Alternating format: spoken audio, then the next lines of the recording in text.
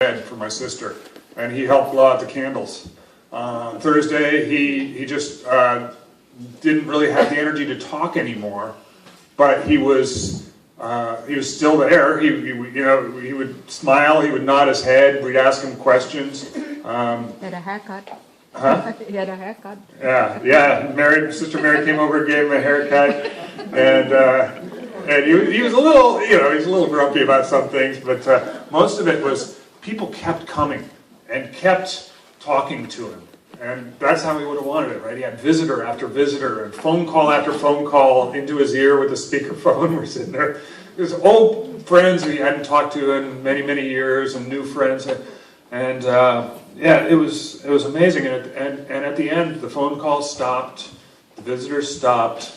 That was Saturday afternoon. Everyone was out doing errands, and they all came back to the house.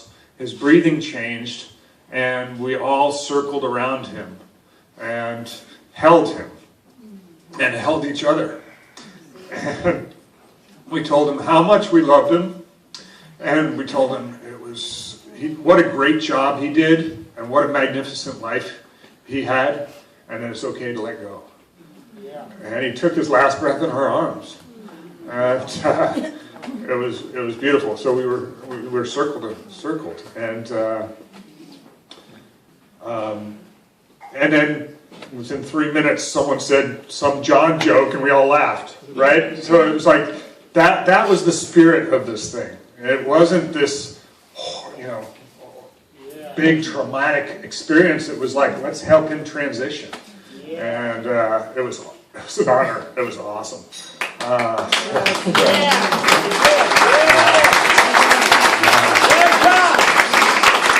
done. By the way, he is here in the cookie jar. He's been in that cookie jar for 50 years or so, and now he's literally. Yeah, cookies were 50 years old too. But he's enjoying all this. I know. I mean, obviously, all you guys knew, this is what he'd want. This is exactly what he'd want. He once told me that many of his friends from his old age group are gone, and I beg to differ. I see you all here,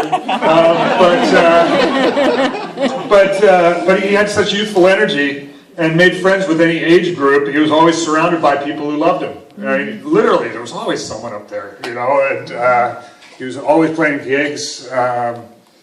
Up until very recently, he was playing 4 or 5 gigs a week. The guy was just unstoppable. A side note that he'd like, today is actually the International Day of Peace, created by the United Nations in 1981. And that reminded me of the time when he sent a letter to George Bush asking George to please stop killing small brown people. And so this man loved life, and he lived it fully.